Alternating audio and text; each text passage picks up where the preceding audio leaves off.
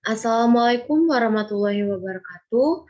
Perkenalkan, nama saya Marisa Syaumir Sadiana dengan NIM 1202700012, Prodi Kimia dari TPB 1.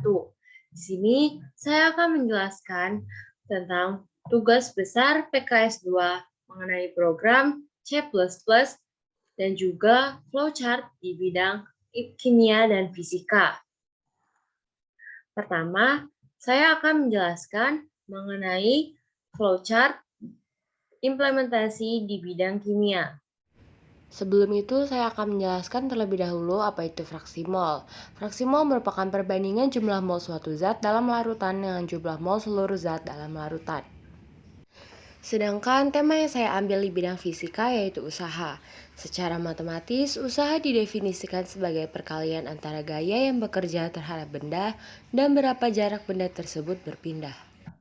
Pertama, kita deklarasikan terlebih dahulu integer A, I, pilihan, kemudian kita deklarasikan MP, MT, XP, dan XT dengan tipe bilangan real agar dapat memuat desimal. Kemudian kita deklarasikan kembali string ulangi agar dapat melakukan perulangan pada program. Kemudian di sini ditambahkan output pilihan menu. Terdapat dua menu, yaitu output pilihan menu pertama yaitu fraksi mol pelarut dan output yang kedua fraksi mol terlarut. Setelah itu dapat kita input pilihan. If pilihan sama dengan 1, true. Jika pilihan yang kita inputkan pilihan pertama, maka akan keluar output masukkan nilai mol pelarut. Setelah itu dapat kita inputkan mol pelarutnya atau MP dan akan keluar output masukkan nilai mol terlarut. Di sini dapat diinputkan kembali MP atau nilai mol terlarutnya. Setelah itu di sini diberikan pernyataan atau sebagai rumus bahwa XP atau fraksi mol pelarut itu MP dibagi MT dikali MP. Fraksi mol pelarut sama dengan, sini akan keluar output berupa hasil nilai dari fraksi mol pelarut. Nah, tadi jika pilihan sama dengan satunya itu false, maka di sini dapat dikatakan jika pilihan sama dengan duanya itu true, maka akan keluar output, masukkan nilai mol terlarut. Sini dapat diinputkan nilai mol terlarutnya. Kemudian output masukkan nilai mol pelarut dan dapat diinputkan MP atau nilai mol pelarutnya. Setelah itu diberikan assign lagi atau pernyataan berupa rumus bahwa XT atau fraksi mol terlarut itu sama dengan MT dibagi MT dikali MP. Dan akan keluar hasil output fraksi mol terlarut sama dengan XT atau hasil nilainya. Nah, namun apabila pilihan sama dengan 2 itu false, maka akan keluar output Anda telah keluar dari program. Setelah melakukan program tadi, pada bagian akhir akan keluar output apakah Anda ingin ulangi lagi Y atau T. Sini kita dapat inputkan perulangan berupa Y ataupun T. Jika yang nilai yang kita inputkan itu Y, maka dia akan true karena ulangi sama dengan Y, sehingga program dapat melakukan perulangan. Namun apabila nilai yang kita inputkan itu T, maka program akan berakhir. Kemudian di sini saya akan menjelaskan dari program C++-nya. Pertama, di sini ada header include IOStream using namespace std. Kita deklarasikan terlebih dahulu integer main, integer A, I pilihan, float MP, MT, XP, XT, sama seperti sebelumnya, menggunakan tipe ulangan float ini agar dapat memuat nilai desimal. Kemudian char ulangi agar dapat melakukan perulangan. Cout tugas besar PKS 2, Cout nama Marisa Syamil Sadiana, Cout NIM 1202700012, Cout program studi kimia, Cout TPB 1. Di sini berupa identitas diri. Setelah itu ada perulangan yang digunakan di sini yaitu perulangan dual. Pertama, kita berikan output pilihan menu, ada dua, yaitu satunya fraksi mol pelarut dan yang kedua fraksi mol terlarut. Sini kita berikan lagi outputnya berupa pilihan Anda dan dapat diinputkan pilihannya dari salah satu dari kedua menu yang ada. Kemudian, if pilihan sama dengan 1, maka akan keluar Cout atau outputnya mencari nilai fraksi mol pelarut, dan di sini masukkan nilai mol pelarut, maka kita dapat menginputkan mol pelarutnya atau MP. Cout masukkan nilai mol terlarut, di sini Cin MT, jadi dapat dimasukkan nilai MT atau mol terlarutnya. Sebelum hasilnya dihitung, diberikan dulu terlebih dahulu pernyataan berupa rumus, yaitu XP sama dengan MP per MT dikali MP. Maka akan keluar output fraksi mol pelarutnya. Selanjutnya ada else.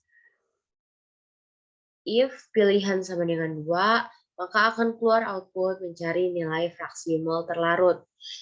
Kita berikan output kembali berupa masukkan nilai mol terlarut agar dapat memasukkan nilai mol terlarutnya. Kemudian ada output lagi, masukkan nilai mol pelarut, sehingga di sini dapat dimasukkan nilai mol pelarutnya. Kemudian diberikan lagi rumus dengan pernyataan bahwa XT sama dengan MT dibagi MT dikali MP. Maka akan keluar output fraksi mol pelarut sama dengan nilai XT itu sendiri. Kemudian di sini else kembali, jadi apabila pilihan yang dipilih itu selain pilihan nomor 1 dan nomor 2, maka akan keluar output Anda telah keluar dari program. Kemudian di akhir ada output kembali, apakah Anda ingin ulangi lagi, Y atau T. Di sini kita dapat menginputkan perulangannya. Jika kita menginputkan Y, maka program akan terulang. Dan apabila kita menginputkan nilai T, maka program akan berhenti dan mengeluarkan output tidak mengulang. Kemudian di sini kita mencoba untuk run. Pertama, pilihan menunya. Di sini kita memilih yang pertama. Masukkan nilai mol pelarutnya, dimisalkan 50, mol terlarutnya adalah 6, sehingga fraksi mol pelarut yang didapat yaitu 0,16667. Apakah Anda ingin ulangi lagi? Saya ingin mencoba untuk melakukan perulangan. Pilihan menu 2. Masukkan nilai mol pelarutnya 10. Nilai mol pelarutnya dimisalkan dengan 500. Maka akan keluar fraksi mol terlarutnya yaitu 0,62. Kemudian yang kedua di sini ada flowchart dari program implementasi di bidang fisika. Kita mendeklarasikan terlebih dahulu integer X, string Y untuk perulangan, integer Y, jum, dan di sini diberikan assign bahwa jum sama dengan 0. Di sini deklarasikan bahwa real array W, F, dan S dengan array size-nya 100 terdapat output usaha, kemudian ada output banyaknya percobaan. Nah, di sini dapat diinputkan nilai X atau nilai banyaknya percobaan. Kemudian setelah diinputkan, maka akan keluar kembali output jenis variabelnya. Terdapat 3 jenis variabel yang dapat dihitung, yaitu W, F, dan S. Dari ketiga jenis variabel itu, Di sini ada output untuk variabel yang ingin dihitung dan dapat diinputkan variabelnya. Kemudian if Y sama dengan W, jika nilai yang diinput itu W true, maka kan di sini yaitu perulangan for dengan variabel I sama dengan 1 hingga X. Akan keluar output, masukkan nilai. Output F di sini dapat diinputkan nilai F-nya, output S di sini dapat diinputkan nilai S-nya, output hasil di sini akan keluar nilai hasil dengan pernyataan bahwa jumlah atau hasilnya itu sama dengan F dikali S, maka akan keluar nilai W yang telah dihitung. Kemudian if Y sama dengan W false, maka kemungkinan if Y sama dengan S true. Jika true atau benar, sini ada perulangan for kembali bahwa I sama dengan 1 menuju ke X, dan akan keluar output, masukkan nilai, output W, di sini dapat kita inputkan W-nya, output F, di sini kita dapat menginputkan nilai F-nya, dan akan keluar output hasil dengan pernyataan bahwa hasilnya itu sama dengan W dibagi F. Kemudian ada lagi, if Y sama dengan S false, maka dapat berupa Y sama dengan F, dan apabila Y sama dengan F itu true, maka di sini akan terdapat perulangan for, di mana I sama dengan 1 menuju ke X, dan akan keluar output, masukkan nilai, output W, input W, output S, di sini dapat diinputkan S-nya. Setelah itu ada pernyataan bahwa hasilnya itu sama dengan W per S, maka akan keluar output berupa hasil. Dan apabila pilihan ini false, maka program langsung berakhir. Kemudian yang terakhir di sini saya akan menjelaskan mengenai program C++ dari implementasi di bidang fisika.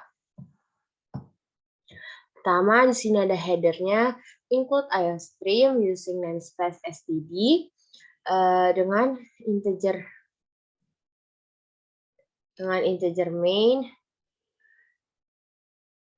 string Y untuk perulangan, dan integer X, float W, F, S dengan array 100, float jump sama dengan 0, float untuk bilangan desimal.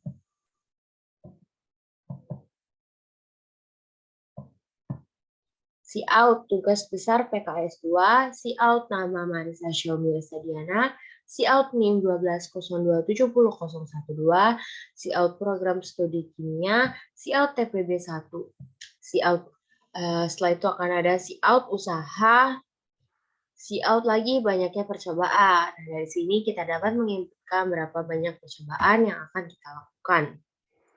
Kemudian akan muncul cout jenis variabel. Kita dapat 3 menu variabel yaitu W, F, dan S.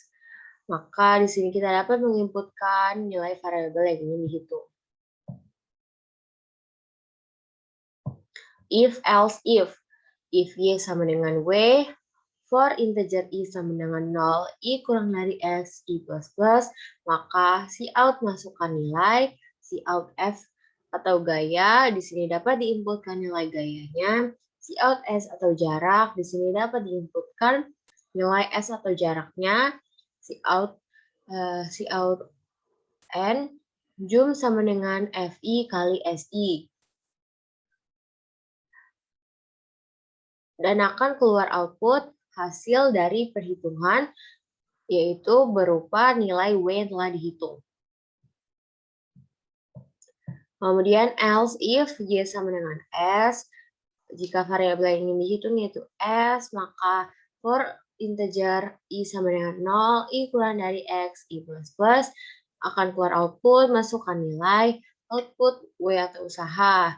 Dapat diinputkan nilai W atau usahanya, cout F atau gaya, sini dapat diinputkan kembali nilai gayanya berapa, dan akan keluar hasil dari nilai jarak itu tersebut dengan pernyataan bahwa W dibagi F. Kemudian yang terakhir di sini ada else if Y sama dengan F. Dengan perulangan for integer I sama dengan 0, I kurang dari X, I plus plus. Akan keluar output, masukkan nilai.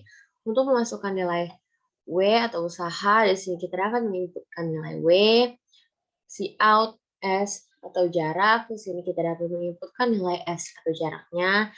Kemudian di sini ada jumlah sama dengan WI kali F.